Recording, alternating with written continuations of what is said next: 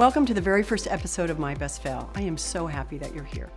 Kicking off our series today is a story of transformation through bravery, perseverance, and grit. Please welcome my guest, Chere Bautista. Chere, come on in. Hello. Hi, how are you doing? Good. How are you? Good. So Chere, I am so excited that you're here and that we're doing this thing finally. After almost 3 years, right? Yeah. Yeah. I'm so happy that your story is the one that we're going to be sharing for our very first episode. Because I don't know if you know this, I think you do, that your story was the spark that created this whole thing for me. Yes. Right? And it's because I remember that you and I were met for coffee down in Issaquah because I was going to get the backstory from you about an announcement that you had just made on Facebook. Yep. And this was a couple years ago. And you had announced that you graduated, yep. Right? And so since I've known you as an accountant and all things finance, I assumed that you were getting like a second degree, right? I thought, okay, maybe one big degree, a master's or a second degree. I was so excited. And so we were meeting and I was going to celebrate you and talk about it. And then I remember when I asked you about it, and what the degree was, and what your answer was, it was astonishing. Yep. And so your story was the inspiration for all of this happening. Don't you love that? Yeah. Yeah, that's awesome. Yeah. So let's start off with going back to, I hate to sound this so silly, but your journey, all right? So the journey that you had prior that led up to you having your graduation, and you can tell us all about that. And then we'll talk about after you had that moment that made you realize you needed to pivot and change and how it led you to where you're at right now. Okay. Okay. So why don't you talk to us about first what the announcement was? Yes. And then we'll kind of delve a little bit deeper and we'll go into your background and find out why it even happened. Okay. Well, my announcement was that I graduated and received my GED. I know. I was so shocked by that. That's crazy. Yes. 3 years ago, 2019, I got my GED. It's something that I've had nagging at me and held over my head for a long time. So when you decided that you were going to post that on Facebook, I'm assuming that had to be a very brave thing. That was going to open up a can of worms for people, you know, because again, people thought you were in the finance world and doing accounting. And then now you're telling us that you didn't even have a high school education. Correct. I mean, how did you even get those jobs without having a high school education? A lot of people didn't really ask. And a lot of times you just have to put on applications that you graduated. So you don't have to say you received a diploma or anything like that. Okay, so let's dig a little bit deeper into that. All right. One, I want to find out why you never got your GED. And two, how did you go about even on your first jobs and how you started going into the finance field or the accounting field? Like, how did you even know that that was something that you were good at? But let's go back to why you didn't graduate. Yeah. Well, I mean, it all stems from childhood, right? So when you talk about struggles in childhood, you know, everybody has a rough childhood, right? No, not everybody does. Well, okay, well, I had a rough childhood. You know, needless to say, sometimes I feel like I'm lucky to be alive today. And you know, I've told you everything, and I'm going to, you know, come clean with a lot of your viewers to help them open up and, you know, and get inspired. Motivated from your story. To grow, right? And my first interaction with abuse was when I was 3.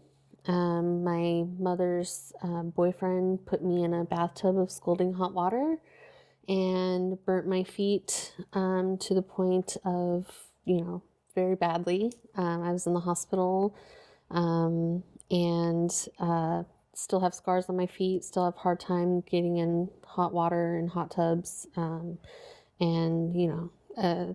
so that was the first start of many abuses that I went through. My dad got custody of me through that process because my mom had custody of me during that time. And then my dad won custody of me. And How old were you? I was 3.5 when he won custody of me. And I moved to Colorado with him. And, from my youngest memory of growing up with my dad, drugs were always his primary responsibility. His money went to drugs, and then what was left over went to feeding me. I remember at night, like, crying in my room because I could hear him, smoking a bong or getting high or whatever, choking, and just wishing that it didn't have to be like that. Neighbors feeding me and clothing me for school, to, different things of, as I got older, his friends making advances to me and having him not do anything about it. And, neighbors being peeping Toms and having him not do anything about it. To just flat out him meeting a girlfriend when I was 14 and moving out of the house and leaving me in a house with no food, no nothing, just here's your house. And What do you mean? Yeah, he moved out and didn't tell me. And you were 14? 14. So of course I'm a freshman in high school, and I was forced to fend myself, But how? I mean, I know what 14 is. I can't even imagine. And so you were left in this house by yourself? Yeah. With no means of, no job, no money, no job, nothing. No, of course you're too young to get a job. So the only way that I could survive at that time was to basically have parties at my house, where people brought beer and food so that I could eat. Of course, if you have beer and food, you have other problems that come, right? Where you're asking for sexual assault and other problems that come into the house just so that you could eat, right? Yeah. So all these things are happening, and you call CPS because you have no father in the house and they're not doing anything because what can you do, right? You have lights, you have water, you have the basic necessities, so they didn't do anything. So what happened to the house? I mean, who was paying the mortgage on the house or the My rent on dad the house? was.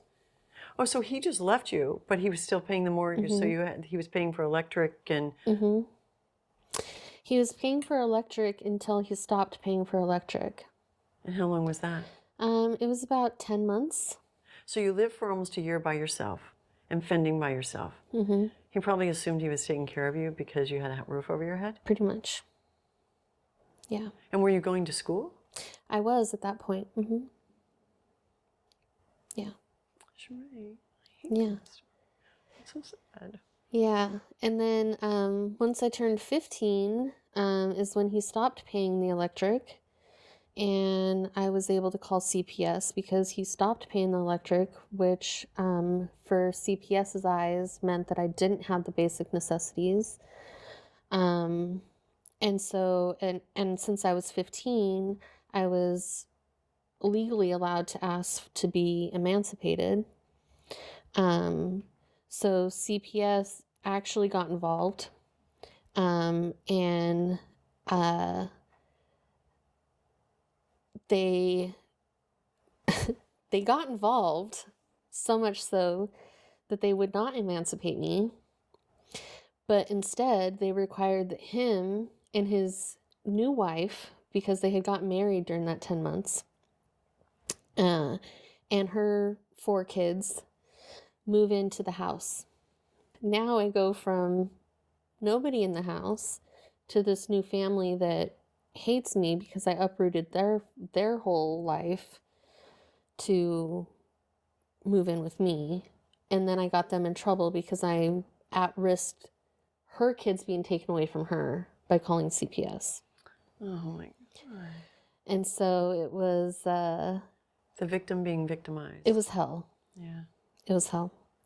So How long did you stay with living with them? not long. Yeah, I can't imagine. No. I moved in with a boyfriend at that time. I got a job, and I have been working ever since. So that's why, did you quit school? Mm-hmm. I'm surprised because I would have thought that going to school would be a safety thing for you. But if you have to work because you have nothing, yeah, that happens to a lot of people. Yeah. You know, they either have to quit school so that they can support the rest of their family, their siblings, and their parents, Yeah. or they're just left to them, to their own devices, and they have to do that. Yeah. Yeah. So Mine was a survival. I had to survive. And if I wanted to stay in school, there would have just been no way for me to continue to live in that house the way that I was being treated. It was just no functional way, because I was 100% being outcast and bullied. So much so that the last time that I saw my dad, we had went on a family trip to North Dakota or South Dakota, I don't remember which one, to go on a family trip to see her side of the family. And her daughter, which was 2 years younger than me, was pregnant. And mind you, I'm maybe 16-ish, close to 16. I think I was still in the 15s at this time. Just getting ready to turn 16. She was probably just 14, just turned 14, pregnant. And so my dad's wife had way too much to drink, as my dad. And as I told you, my dad doesn't stand up for me at all. And she got drunk and started just going to town on me, calling me a whore, just in front of her family? in front of her family. I mean, just for no reason. You know what I mean? Yeah. And this is just the tip of the iceberg, right? Because stuff that she does at home is okay, right? I mean, it's not, but it's not in front of the whole world. Yeah. It still is like in me, but to go in front of all these people that I don't know, right? And to go off like that. And then to tell me that I'm a whore. And hello, your daughter's, I know. Yeah. Not to mention the fact that you allowed a man to move out on his kid to move in with you. So there's so many things that I could have said, but I'm a lot more mature. Well, plus you're a little kid. Right? You're a little kid. I know that you just turned 16, but that is a little kid. We both know we have children, how young that is, right? Yeah. Yeah, I am sorry. And it is surprising that a mother with 4 of her own children thought it was okay for a boyfriend to just abandon his child. I'm so sorry about that. Yeah. I've known little bits about that, and I'm so sad. When did they, when did you leave? Did you leave on this trip? Yeah, so actually, that next morning was my dad's birthday, and I woke up and I said, "Happy birthday, Dad. I'm hitching a ride back to Colorado." And I did. I hitchhiked and got a ride back to Colorado. Oh my God. And Just the fact that you survived that. yes. Oh, that's not even the part. That's just, yeah. I mean, I was crazy. And I wasn't crazy, but I was determined to get away. You know, it didn't matter the cost, right? It didn't matter. I was blinded to any fears at that time. I just had to get away, you know? But yes, I hitchhiked back to Colorado. I got home safely. I packed up my car and I literally drove. And Where did you go? so Colorado, I went north on, I forget what the highway it was. Um, and in, I don't know what state, one of the states, you can either go left or right. And I chose left, and I just kept driving until I got to Redmond. Oh my God. Yeah, And that's how you ended up here? that's in how I Washington ended up State? here. What did you do for gas money and food and everything? I had some saved up because I was working. I was a manager at Hollywood Video at the time, so I made pretty decent money, you know? But yeah, and then 2 days here, I was sleeping in my car. And the second day here, I got a job delivering auto parts. And that's how I survived. Oh my God. And you were only 16 years old. And also, I'm sure, having that kind of trauma and abuse and stuff, there's a whole host of demons that go with that you have to battle on a daily basis. So Yeah. you're dealing with that, worrying about money, and you were sleeping in your car. You're lucky that you're alive. Yeah. Yeah, I look back at it now and I'm just like, what the hell? I cannot believe that you made it safely. That's still, I'm every time you tell me that, I'm always shocked by that. I cannot believe you hitchhiked all the way and you made it safely. Yeah, in this world today, I don't know I like as an adult, like I look back at that and it's like, what was I thinking? Yeah. Especially as like a female teenager. But you were just surviving. You were It's all it getting out of a was. situation that was probably just as bad as the thought of hitchhiking across a couple states, right?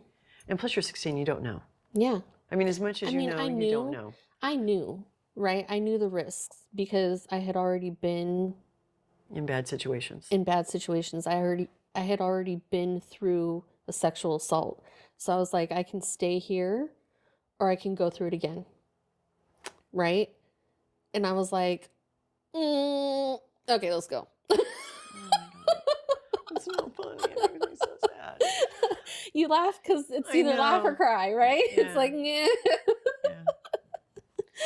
So, okay, so now you're in Redmond and you're 16 years old. And so what does your world look like? What happened then?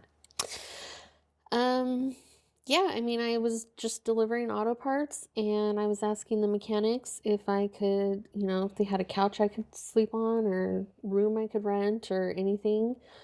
And a couple of mechanics were like, yeah, go ahead. And we just moved into a place. Let me ask my roommates if, you can bunk on our couch until you find a place.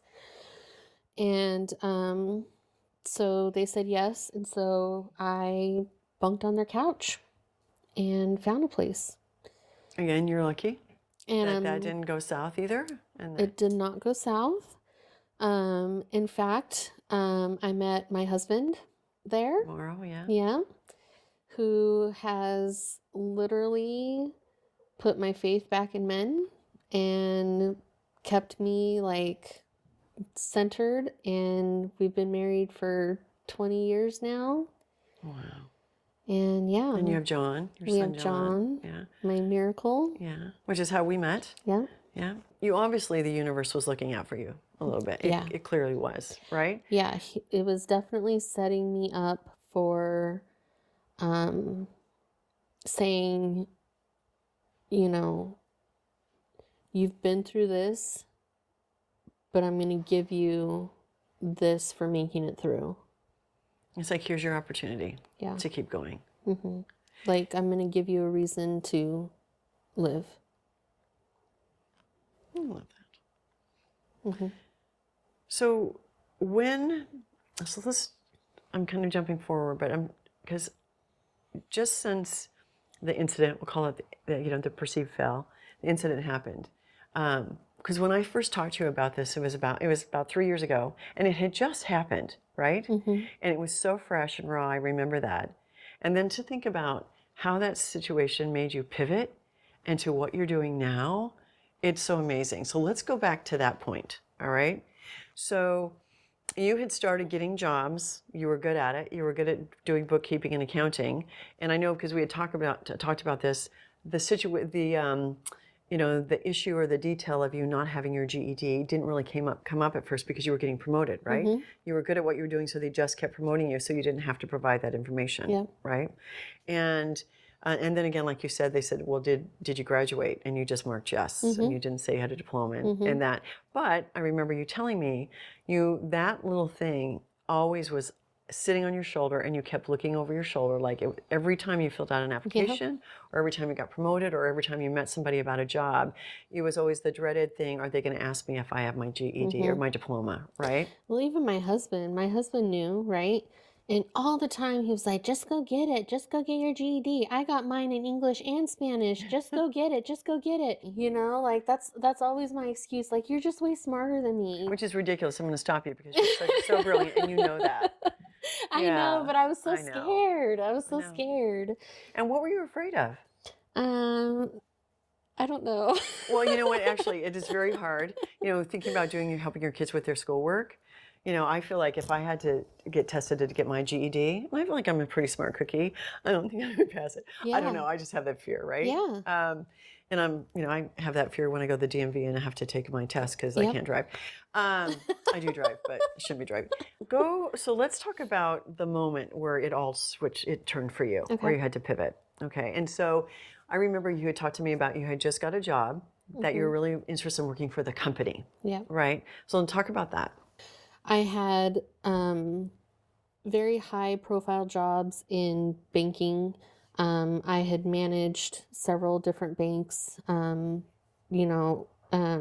only just with two different companies, but I was different branch managers in different locations for different companies. And I worked my way through the ranks. So I had different levels, positions, moved my way up in the accounting fields as well. So I have a very high profile resume. Yeah. Right? Yeah, it's a strong resume. Yeah. Very strong resume. So when this happened, I was applying. I had left my accounting job to help a family out of a friend who was killed by her boyfriend on the block of my street. What? Yeah. So I had left my job to help this family out. And then when it was time to get back into working for a company, I had applied to become a telephone operator for a hospital. And I was a reference of somebody who worked there. It was a shoe-in. I had the position. They called me. They offered it. I had the offer letter in my email box. And all I had to do was produce a GED or diploma. Never once, ever, have I ever had to produce this, right? In any of my careers. And you would think that if anything, banking, to be a branch manager, you'd have to produce that, not to be a telephone operator. Like, here I am thinking, wow, I'm not even qualified to pick up a phone. Well, why were you doing that? Why? Because to me, it seems like that's a step backwards for you. Were you doing it because you just wanted to work for the company? Or why were you taking that job? Well, it was basically just to get back in and just getting back into kind of the public sector from working as a caregiver? Yeah. Okay. So what happened with that when they asked you to produce a certificate, a diploma, or tell them where you got your GED, what high school? Yeah, I told them that I didn't have it. And they said that we're revoking our offer. You had already told everybody that you were going to be starting, and everyone knew, and you were all excited. And so, where were you when they told you? I mean, what was, do you remember the moment? I was at home and I just couldn't help but think how much of a failure I was. You know what I mean? Like, I've done all this stuff. I'm licensed, I'm bonded, I'm everything, right? And I can't answer a phone. And I was just like, I remember crying.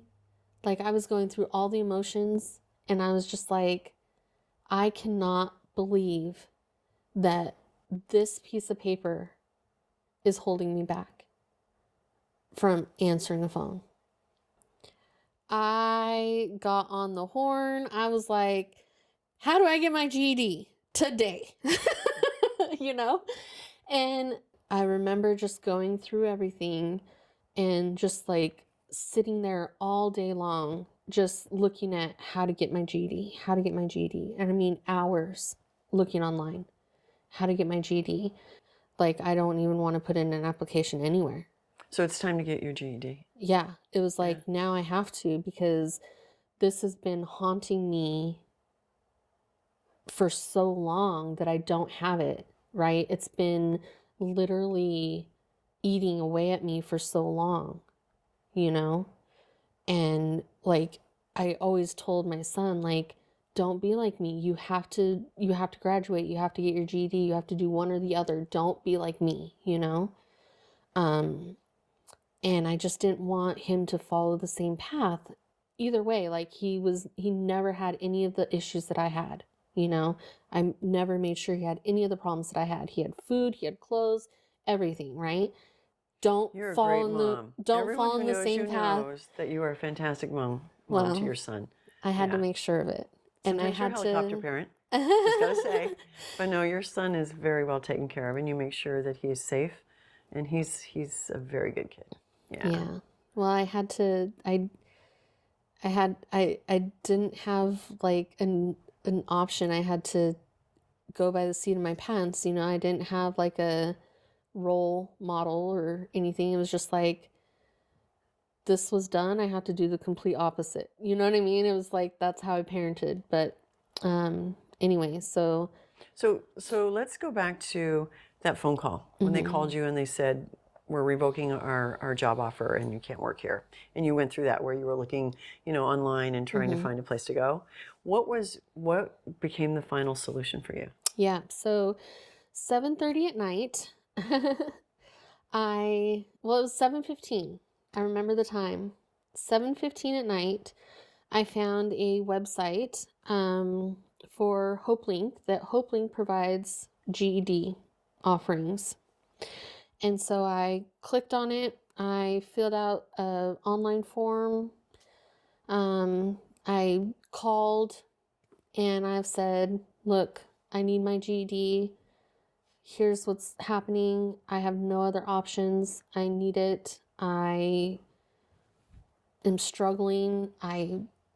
Please call me, right? I'm like, I'm lost.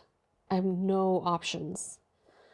7:30 at night, the instructor of the GED program calls me.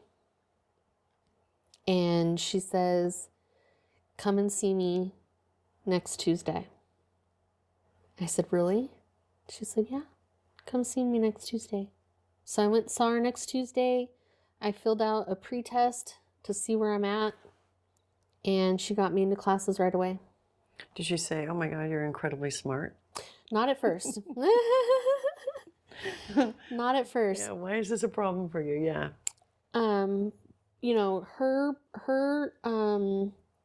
Her class, when we talked on the phone, she's like, I want people in my class for a year.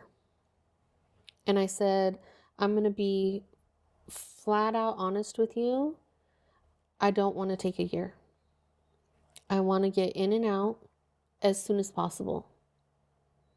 And she says, I will make an exception for you. I went through, in 1 week, I went through 2 math workbooks. And she was like, wow, you're done already? I was like, yep, here's my work. I remember that. because we were talking about it, like you were keeping me, abreast of all your progress. But I also remember you started posting this on Facebook because you were excited. Yep. It's like you decided you did the pivot. You Mhm. decided you weren't going to have this issue ever again. It was never Yep. going to come up again in your life. And you started posting on social media about your progress. Yep. And I remember that about the workbooks, and you Yep. were very proud of yourself, Yeah. right? And then you kept telling, through the whole progress of that thing about, oh my God, I don't know if I'm going to be able to do this. This is so hard. And then like, oh, I got an A plus. Oh, that wasn't so hard. And then the next one was like, I don't think I can do this. I'm not sleeping. All I'm doing is studying, and I'm trying to work. And like, oh, look at that. I got an A plus. Okay. And then you kept moving. And it was Yep. exciting. I was so Yeah. excited for you. Yeah. Yeah. And then your son got involved, right? Yep. Too. So how did you moving into this new direction? How did it affect, your husband and your son? And, I'm sure they were very excited that this was happening. Yeah. I ended up passing all of my tests with flying colors. Got my GED. They both came to my graduation with flowers and the whole nine. It was Yeah. so exciting. How long did it take you to get your diploma? How long did you do it? Did you end up staying for a full year? No. Yeah. How long was it? Um, I want to say maybe like 5 or 6 months. Yeah, that's great. Yeah. Yeah, that's awesome. Yeah. It wasn't that long. Um, And so then you graduated, mhm. and they came to your graduation, Yeah. and you had a real graduation. I had a real Just like if graduation. you were 17 or 18. I walked on stage, got my diploma. Yeah. It That was must have been really, so exciting yeah. because it's a milestone. Yep. That was like a milestone moment. Yeah. And I almost didn't do it. I almost didn't walk on stage. Why? I don't know. Because you're an introvert. Yeah. I was kind of like, I maybe know. not for me. But then I was like, you know what? I never got to do it. Might Huge as well do moment. it. Yeah. And that's one thing too. I mean, we'll talk about this as we go to the journey that it took for you to get here. So I'll say that over. So, and one thing that I noticed about you on the journey from basically the graduation moving forward to where you're sitting now, because you've always been an introvert. Yeah. You always have great ideas, and you're always the first to laugh, but you're an observer, and you kind of sit back and you're part of the conversation, but you don't really vocalize, and you just wait for everyone else to lead it, right? And that is one of the biggest changes that I've noticed in you from when I first met you to now. Yeah. You don't wait for others to lead, and you don't worry about bringing your opinion and leaning into the table. Yeah. It is a huge difference. I know that you know where you've grown, but it's from the outside, my point of view of seeing from where I first met you, to now. I think it is amazing, right? Yeah. So talk about the progress that you made from just getting your GED and to where you are now. And let's also talk about your wins and celebrations with HopeLink and what just connecting with your instructor and actually serendipity connected you with HopeLink at all. Okay. And let's talk about how that changed your life. Okay. So, We forgot where we were. No. So let's that was a lot to, that was to a lot. digest. Yeah, sorry. Let's talk about when you got your diploma and you graduated. What happened after that? Okay. So with the class at HopeLink, they set you up with counselors to get you enrolled with Bellevue College. So I got enrolled with Bellevue College. I got a plan in place for the next, 3 or 4 years. Basically, all my classes aligned and everything. And what were you doing? I mean, what degree were you going for? Accounting. Accounting. Associates in accounting. Okay. So let's talk about how school's going, because I know that you've had some achievements happen just in the last couple of years that you've been starting on your journey. Yep. Yeah, so right now I have a certificate of achievement and a bookkeeping certificate. And then in 2 quarters from now, I will have I think it's the accounting prep certificate, something like that. I forget. And then the next one will be the associate's degree. That's amazing. And when are you slated to graduate and get that? I just counted the classes, and I'm only taking 1 to 2 classes a quarter, so it'll be in 2 years or less. Isn't that amazing? Mm-hmm. From where you were sitting, and having that phone call and saying, I'm never going to put myself through this again. And all you were thinking about is getting your GED. Yeah. And now you're looking at getting your associate's degree. Yeah. And you already have some certificates. Yeah. So talk about, too, what happened with, you've had some personal achievements in the HopeLink community, right? So talk about how that whole process evolved as well. Yeah. So in my GED classes, my teacher and I ended up getting pretty close, and I was telling her about all the work that I do in my community, as far as helping out. I depended a lot on my neighbors for food or for clothes or whatnot. So I made it a part of me that I was that person to my neighbors now. So I try and be that person to every single one of my neighbors, whether it's in my direct community or people just in Bellevue in general. And so I try and do that for everybody. And there's a group that I'm involved in that we do that for free, and we give stuff away for free, and we provide clothing and food and whatever is needed for people in my community. And I spearhead that basically. So I was telling her about that, and I was telling her about how we provided needs for people for one of the hurricanes that hit Texas a few years back, and how we sent truckloads of I remember when you were doing that. truckloads of items for the hurricane for Texas. And it ended up that she nominated me to be on the board for HopeLink, so a board of directors for HopeLink. And so next Can you thing believe it? I can't. I remember when you called me about that. I And I can't. was like, what? And you said, I go, for the board, like the actual board, or are you working with one of the community sub-boards? And you're like, no, for the board of directors. I I've been know. nominated. I It was know. it was so thrilling. I Yeah. know. But it didn't stop there. No. Yeah. Just got my GED. I was very fresh and still not feeling Like living in the shoes of Yeah. who you were Yeah, and who you I had was become. still feeling very self-conscious, less than, Yeah. and you're in this room of CEOs and bright, very intelligent Executives. executives and community members and, you know, s- very bright people. I know, but you were there for a reason. I was there for a reason. Yeah, because your friend, your sponsor, well, she wasn't your sponsor, she was your instructor. Mm-hmm. She saw something in you Yeah. that was bright and shiny, Yeah. and you know, not just for women, men and women, but I think it's very important for women in a certain position as they're moving up that they reach their hands out and they lift up the women behind them. Mm-hmm. And you are very lucky that she became your mentor and she was in your life. Again, Yeah. the universe works in mysterious ways, and somebody was looking out for you, right? Yeah. And HopeLink's board is HopeLink's board is a trifecta board. So they have community members, they have client members, and then they have elected officials.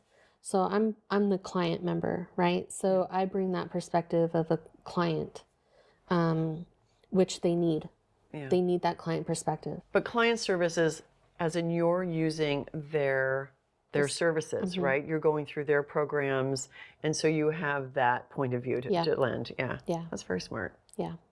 So what happened? So you started on the board. Mm-hmm. I remember we had a moment where we were talking about dresses and clothes, Yeah. about what you were going to wear to some of the events. Yeah. So once you were on the board, what kind of opportunities did that open up for you?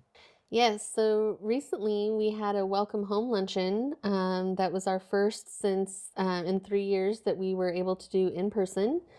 There was 1,500 people there, and I was asked to speak at it. It was pretty amazing. Yes. It was a very excited crowd. It was a huge luncheon, and I was so nervous for you. But I have Yes. to tell you, as an introvert, you were so calm, and this was even before you went up to speak, and it was pretty awesome. So talk to us about that and how you felt. Yeah. I was really nervous about tripping on stage. I was really nervous about making sure that I had the right energy for it. I really wanted to get my point across of, how much they helped me during my time of, getting me through my GED and helping me through my process, because that was a big part of the ask speech that I was asked to do. And overall, I think that it went really well for me. I think that, I didn't have very many hiccups. Oh, you were great. You were literally fantastic. You walked on there. You had like 1 minute of hesitation where I think you were adjusting, and then you told your story, and it's like you've been up on the stage forever. I was really amazed. And I was thinking about that when I was watching you. I was like, if she had known as that 14, 15, 16-year-old, and as that, starting out on that first job, and then when you were sitting at your house crying because you did not get that job, if you had known where you were going to be and that you were on the stage, in front of 1,500 people talking about your experience, and especially with an amazing, tell us who was there too. Yeah. The guest star or the guest speaker. Tracy Ellis Ross. I know, she was amazing. Yeah, she was so great. Yeah. Yeah. And you were she's so sharing the funny. stage. That was pretty amazing. Yeah. Yeah. Yeah, it's really hard to believe that when I look back, even where I was 3, 4, 10 years ago, 20 years ago, 30 years ago, I never would have thought that at this point in my life was where I would be. You know, um, it's hard for me to fathom that I could be where I'm at now. Because there's so many things that I never thought that I could achieve. And there's so many things that, even to this day, as I tell my story, I look at it as a survival story, right? Like just for myself, like it's not inspiring. It's just I needed to do it. And as I tell my story, even to you, you're like, this needs to be told. This needs to be told. And I don't I don't see myself as an inspiration. I see myself as it's a fight or flight. And so it's nice to be able to see myself in a different light. It's no longer a fight or flight. It's a story that needs to be out there. It's a story that can help others grow and can help them get past certain feelings of feeling less than, to, you know what, you can sit at the table and you can talk up because you are valued. And that's something that I never felt before until I started talking about where I was and where I have been. But now I can sit at a table and I can start to talk and feel like my opinions are valued, because when I do talk, I get told that people are listening. Mm-hmm. When you look at people who are educated, you still feel less than, right? And so before, when you come to a table and you look around the table, you're gauging. You're assuming that there's a certain perception Yep. that people have of you. Yeah. And most times that is absolutely nothing to do with anybody else's perception, but how you view yourself. Yeah. Brene Brown, who I love, talks about how people carry around shame, and shame is different than guilt, right? Yeah. And shame holds more people back than almost anything else. It's 100% true. 100%. And the shame is usually, it's based, there's trauma or an incident that happened that where the shame is based in, but we end up making it becomes a monster. Yeah. And our own feelings about our being less than, or our fear that somebody else is going to know, and a lot of times they don't know unless you start to share it, that holds us back more than anything, and we hide from it, and we don't go after opportunities, or we don't try to make ourselves better because we're so afraid someone's going to find out. And when you start telling your story and people are listening, and you start hearing back what people feel about you and how happy they are and how honored they are that you shared your story with Yeah. them, that just opens you up even more. Yep. And I think that, um, we've talked about this several times that, thank goodness you got that phone call and they said, we have to revoke our job offer. Who knows how long it would have taken for you to maybe even get your GED, or if you would have gotten it at all, right? Yeah. And it's not that you have a GED now, it's the process that you went through to get it Yeah. that changed you Yeah. and made you pivot. Yeah. And think about all the things that you've achieved and are still going to achieve because, your star has been rising nonstop. It's amazing how fast you've kind of gotten involved in different communities and people are looking up to you. I mean, it's amazing how fast, just like 3 years, this is all happening, right? Yeah. So I can't even imagine what's going to happen in the next couple of years, right? Yeah. So think about that, like where you're going. What sort of inspiration or words of inspiration would you tell somebody as a teenager who is having to make the decision about staying in an abusive situation? What would you tell somebody in that position? And then also, what would you tell somebody who is our age or, a couple years, 10 years younger, who is struggling to do the thing and maybe isn't, because I found that with the things that I've overcome, I'm not risk averse anymore. I'm going to finally take that risk and I'm going to see what happens. But there are a lot of people that their shame, their guilt, their fears hold them back, right? What would you say to that person to just say, finally take the leap? Yeah, I mean, especially for young people, if they're in abusive relationships or abusive situations, get out. You have plenty of time in your life to fix it and have time to turn around and time to grow and time to, change things. But what if the situation they're moving into is just as scary as the one that they're leaving, which was yours? Yeah, Save yourself. save yourself. You have to think of yourself. There's always going to be times where, one situation is going to lead to another situation, which is going to lead to another situation. I've been in many of those where it's one after another, after another, after another, and you feel like you're snowballing and you feel like it's just overwhelming and why are you still here and you just don't want to be here anymore. And then there's a path that opens up and it will come. You just have to have faith and it will come. But it's going to take a bad turn after a bad turn after a bad turn after a bad turn. It's not an easy route, especially when you come to expect something or, you look for something, or if you're in abuse and, abuse knows abuse, right? So when you're in abusive relationships and then you find another one and you find another one, it seems like that's all you find until for me it was a cleanse, right? I'm not gonna look. I'm just gonna be by myself for the rest of my life. Like I wasn't ever gonna go with another person ever, you know. Did you think you'd ever get married and have children? You No. never did? Yeah. I swore it off. I never wanted children. I never wanted anything. I was absolutely done.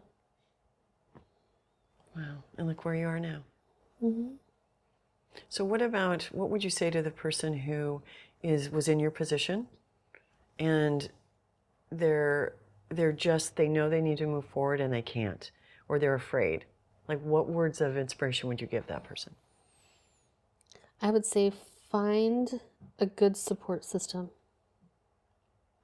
and if you don't have one, I didn't, find yourself, because in the end, if you don't have anybody, you have yourself.